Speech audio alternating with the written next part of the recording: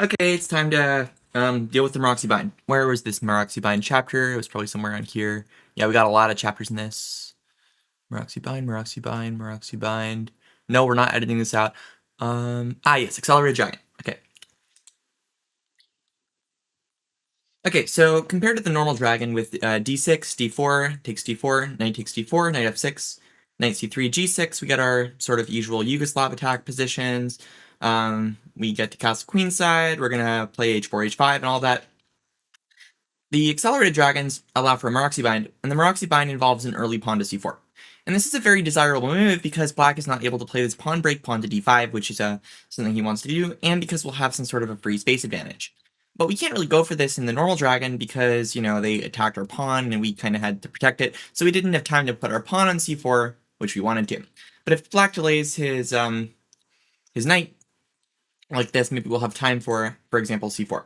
So let's look at g6 first, and then we're going to come around to the other move order. Knight c6 takes here, and now g6, c4. We're going to get back to that. So first, g6. Actually, we're going to do this one first, probably because of the formatting of Chessable. Okay, so c4, knight f6, knight to c3. So the idea black goes for with these sort of positions is he wants white to just play the same setup as he usually does.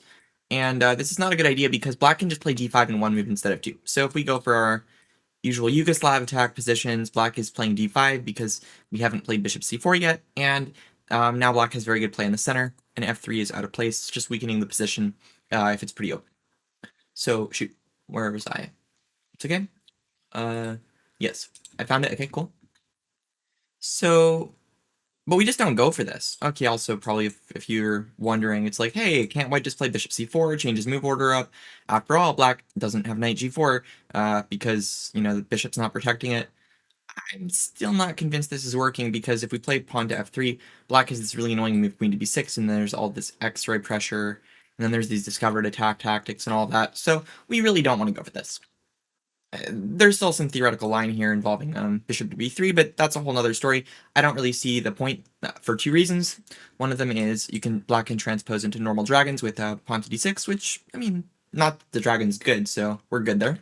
But there's a bunch of other moves, and it's complicated, and the main important part for me is I like having a pawn on c4, so I just want to go there more or less whenever I can. So knight f6, knight c3, and against slow play, white's just going to have a good position because black can't play d5. We can just chill and say, well, we have more squares for our minor pieces because we have a space advantage. So usually black tries to go for something concrete pretty early, or if he doesn't, then it's not going to be very critical as a general rule. So knight takes d4, queen takes d4. Okay, the idea of this knight exchange is black wants to target the queen, and so it's a way of buying a tempo. And if you waited until, for example, white played something like, well, other than avoiding the exchange, which we'll get into, white could also play something like this, and now he can always recapture with the bishop. Okay, so knight takes d4, queen takes d4. This is a very popular setup, especially at club level, say 1800 USCF, I'd say. And black's idea is, because white has a space advantage, he's going to have more squares for his minor pieces, so black wants to exchange one pair of minors off, and then hopeful that his pieces will be harmonious enough. And also with the queen as a target in the center, maybe he'll have some pressure on the long diagonal. And white's idea is, hey, my pawns are pretty good, I have this outpost square, and let's explore the sort of main thing black can go for. It's actually kind of interesting. I saw bishop d2 as a database move. So the sort of setup he's trying to go for, generally speaking, is he wants to say, your c4 pawn is actually weak, I'm going to challenge it, and I'm going to play rook c8 to support this idea. And a lot of players play this on autopilot, this is some sort of theory, and I think white's supposed to be potentially slightly better if he's very accurate, but if he's not, then black will get a lot of counterplay, and there's a lot of weaknesses, and then the diagonals open up, and you kind of want to have a plan against this, I'd say. By the way, you don't need to have all this memorized against every line. It's just more like, if black plays concretely, you might want to have something prepared, and if he doesn't play concretely, then you have a space advantage for free and just squeeze for the whole game, and the opponent will find some way to lose. That seems to be as long as you're careful. That seems to be a good policy in the Meroxybind, because when you have a static advantage, your advantage tends to increase rather than decrease because your opponent has weaknesses, or you have better pieces, or you have a space advantage, or you have more squares for your pieces, and so the opponent needs dynamic advantage to compensate accordingly. Grandmaster Jonathan Rosen talks about this idea as trending in his book Seven Deadly Chess Sins, where a small advantage tends to trend towards a bigger advantage unless there's a transformation. A transformation may involve dynamic counterplay. It may involve tactics for the opponent. It may involve pawn breaks. And so in this case, Black would be playing very concretely. And we will as well. So we're going to play this move bishop to g5, and the concept, well, let's just see what happens if Black follows his plan. We'll just look at this first. Actually, a5 is another idea. The idea of a5 is he wants to play a4 and really clamp down on the queen side, and White's idea is he wants to threaten e5. He doesn't want to go b3 in view of the tactic, so you move the rook off first, and he doesn't want to just play some move because after a4, if we play b3 to support our structure, the opponent will get the a file. And we just really want to stop the opponent from getting any counterplay. So rook d1, bishop b6, and now b3. This is recommended in some chessable course. And if Black just chills, then White's going to be like, hey, I got that d5 square, I can just do whatever I want. I can even play for f4, f5 potentially. And, White's doing pretty good. You can even play for h4, h5, as I recently did at the World Open in one of the games over the summer. Well, no, it was the World Open? No, that was not the World Open. No, it was North American Open, actually. Yeah. It worked out pretty good for me. So, yeah, Black, there's some theory lying with a4 with the idea of, hey, this would be a bad pawn structure. This knight's overloaded defending the e4 guy. But we can just sort of sack it. Desperado, sack your weaknesses, Lenderman would talk about in his Lenderman Method DVD series. And now we got this extra pawn. Well, we gave it back, and, we just, at the end of the day, we have this a better pawn structure. We got this excellent queenside majority, c5 outpost, just chilling. Maybe this position's worthy of deeper analysis, but it sort of seems like a two results kind of position to me. Black has a worse structure, and he has to fight to equalize. Maybe something like bishop e3, f3, king f2. We bring the rook somewhere. Knight c5, we exchange pieces, we rush the king over to the queen side, and we take all their pawns. That's sort of what we're going for. And then the Lichess Masters database shows like 4 games that reached this position, and it's like White won 3 of them in 1 draw, which sounds about right to me. Definitely worthy of further analysis, given that I forget who's some international master wrote a chessable course where he recommended this line for Black. And the Accelerated Dragon is one of those lines where if White didn't have the Maroczy bind, maybe everyone would play it. I mean, it's actually a pretty solid opening as far as I can tell. It's just that the Maroczy bind allows a very long-term solid advantage for White that is just probably strategically unsound for Black, unless he plays concretely. And so if we have good replies to those concrete moves, then White should be better. And I believe that to be the case. So, okay, a5, I'm just looking at early concrete tries. A lot of your opponents will probably play this as a system, or you'll just get your usual position where you castle kingside and have the d5 square and play principled developing moves, and you can play it however you want. I mean, even in these concrete lines, you can sort of get away with making some move. It's just the opponent will have, chances of their own, and I'd rather, as Kasparov put it, not let the opponent show you what he's capable of. Okay, so bishop to e6, castles kingside, queen to a5, rook c1. Both sides are following their plans, basically, and here's the key idea that I like for White. The idea is I'm going to play f4, and actually I've had this position so many times. Most memorable for me was it 2018, 2019? I don't remember, but I was at the World Open playing some 1900. That was such a good tournament. I remember that gave me the Caracal advanced line, and I was really hungry that morning. I had to eat away from the board with my oatmeal, and I got a sack of pawn with e6, like in the e4 course. But anyway, f4. So I think I ended the theory here, or very close to here. Maybe like just in general, we could say we're well developed, we got a space advantage, the burden of proof is on Black, blah, blah, blah. But here's some trap. b5, f5, bishop d7, and then you could either take first or just play directly e5. Let's say I take first and then e5, and, well, if they take it, we remove the defender, the point behind bishop to g5. Both sides play their memorized system plans, reach the tabby on move 15, and then Black's down a piece. I remember I was chatting with my friend Daniel Gersh. He's 2,300 now, I think. Anyway, this was like 3-4 years ago, and he was playing in some Philadelphia chess club or whatever. I don't remember exactly. And he was 1900 USCF, and he was talking about this line, and this is the line everyone was playing back then. And it's like Black had his system, and it seemed to be doing pretty good counterplay, and this bishop g5 just diffuses it, and the opponents just often don't notice unless they wake up and start calculating instead of just playing their usual moves. But they probably have their preparation, and, I like to win on autopilot for sure. I guess technically rook c5 may be an improvement, but White should still be better, and, there's some space advantage still. Queen e3, bishop f3. just sort of chilling and wait for black to make some weaknesses. Okay, so summary to knight f6. Knight c3, knight takes d4. This is one of the few lines that are concrete that don't allow white to get the slow setup that I like with knight c2 or the main lines with bishop to e3. And the concept that we are going to aim for is bishop g5 with queen to d2 with the intention of playing castles kingside with rook c1 and f4. And the opponent will probably aim for specific plans involving a queenside pawn break, following the plan of when you're down in space, you try to change the pawn structure. That's very similar to what Grandmaster Mauricio Flores Rios would teach in his book Chess Structures Grandmaster Guide for equalizing the Slav or the Caro-Kann structures. And then there's like one other concrete line with a4, rook d1 as a key move. So there's very few lines you actually need to know. Yeah, I think that's just about it right there. I guess bishop g7 also exists. Can they transpose here potentially? I think there might be another idea with queen to b6, but we're going to probably get our setups in most lines. And queen b6 doesn't really change that much. We can just move the knight somewhere and have that discovered attack. I mean, in general, we just have that space advantage. So black has a little bit of compensation for the time being because of his lead in development, but as long as we catch up on development, we're going to be much better. So let's just look at sort of setups. Now, I don't play this for white. This is just for exploration purposes because I like to just sort of, I mean, actually, I kind of do play this as white, but I recommended this at the time with knight to c2. We're going to explore this soon.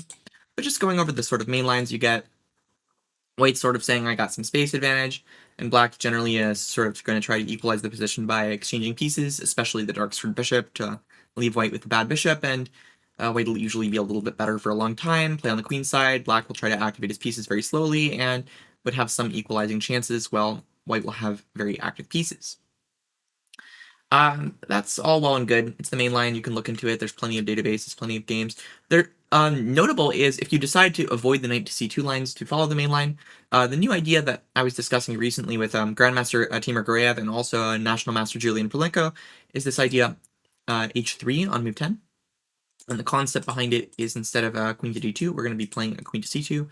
And in most lines, we actually avoid in most of the other lines, in most of the old main lines, white would avoid the exchange of dark-squared bishops to avoid being left with the bad bishop, but that is not true here. For example, after something like a5 or d1, knight d7, takes, white is actually more than happy to go for these exchanges because white has not blocked his bishop with f3, and black is kind of, having a weak king, I'd say. It's a pretty smooth position for white, and white's winning almost all of the games at master level. One of the concepts is, again, play down the d file. We had the e5 break earlier, and here we have the c5 break. And takes is potentially helpful for white even because it played on the h file. We can, but that's for your own research. You can also ask questions in the comments. So, okay, bishop to g7, we're probably going to be going for knight to c2, and yeah, I think we're going to also be covering this in the main move order, I think, just trying to see. Now we're going to cover it here, but the main move order we were looking at, g6, c4, bishop g7, d4. You can also play d4 first, transpose into a dragon, and then this is going to transpose, but we're going to look at this in the other move order. And I'm remembering how many people told me to slow down.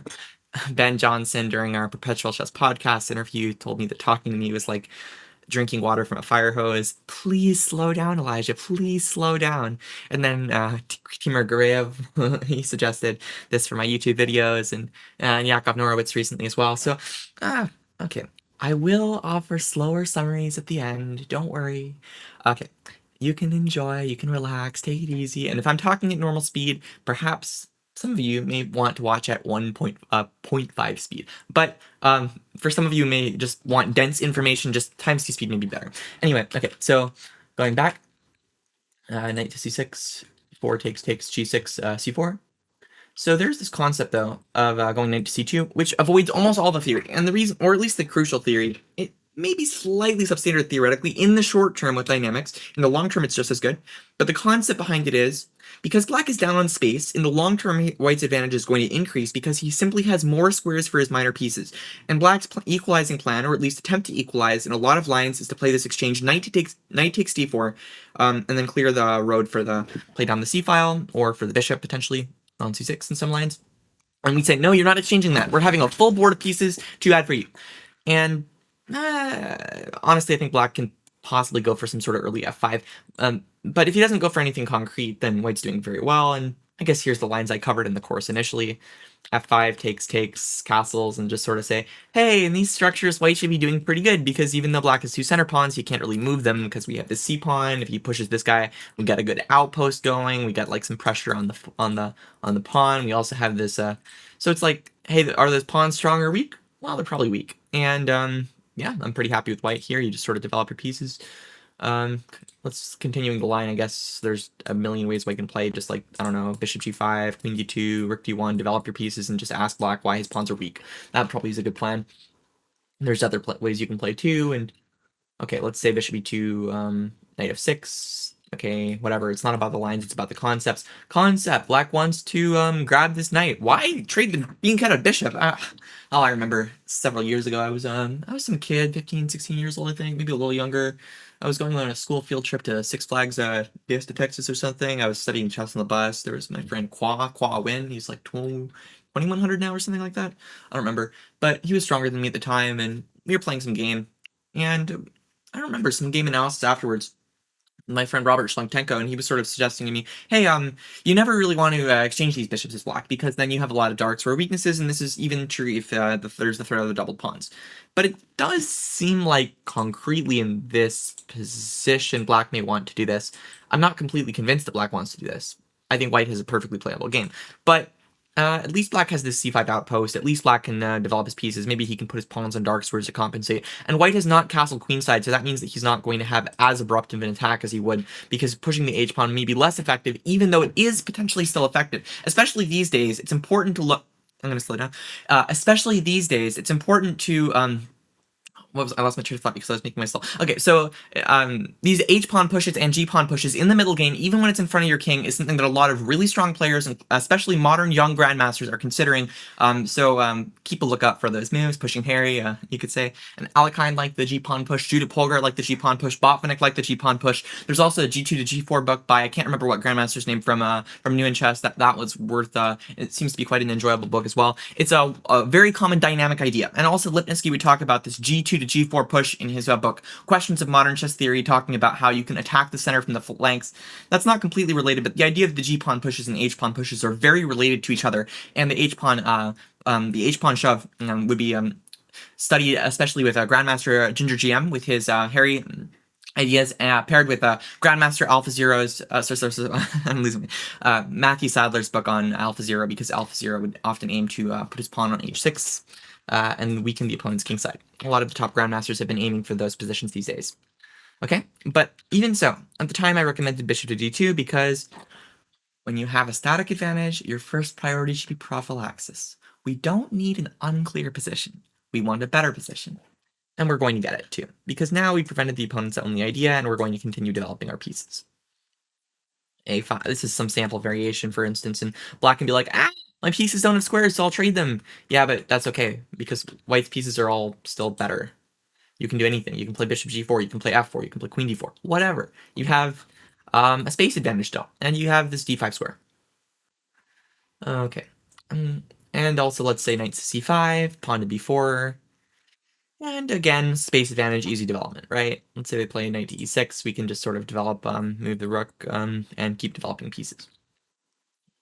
Something like, well, I'm going to cover bishop c3 first because it's concrete. Hooray, black won a pawn, but it's okay because we have the bishop pair. But I thought the bishop pair was supposed to be worth only half a pawn, right? How is it worth a full pawn? Well, it's because, well, first of all, the position's pretty open.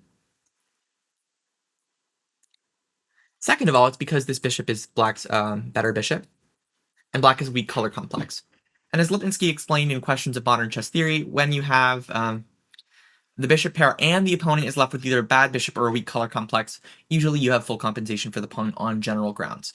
And white has a very, very massive plus score here. You can just develop your pieces, centralize, and make threats, and some sample variations could be like e5, bishop f3, black will have to move the knight, and we'll just develop, centralize, and, you know, it's not great that black's extra pawn is backward, plus we have this sort of outpost square coming up.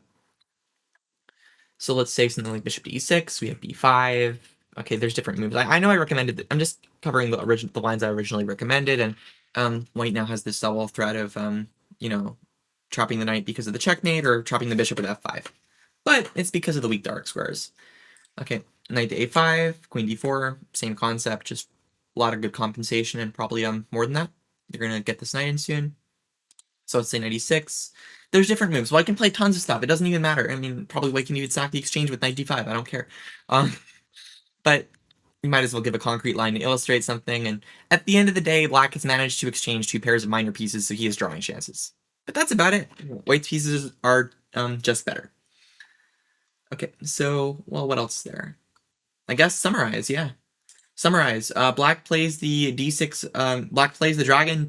The dragon move order, in some sense, may be more accurate because it stops the Maroczy bind.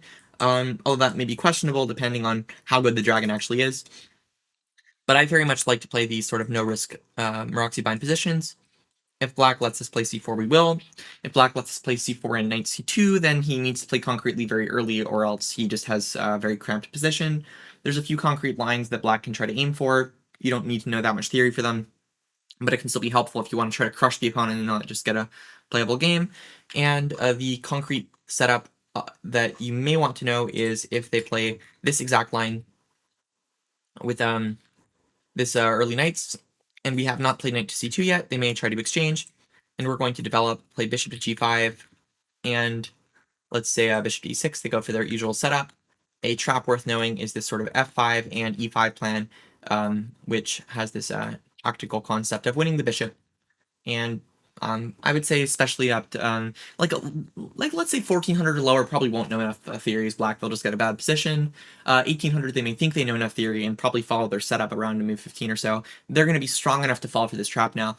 Maybe 2300 might know better, but I'm not sure because they would probably expect bishop e3 instead of bishop g5. Okay, hope you enjoyed this video, and I'll see you in the next chapter.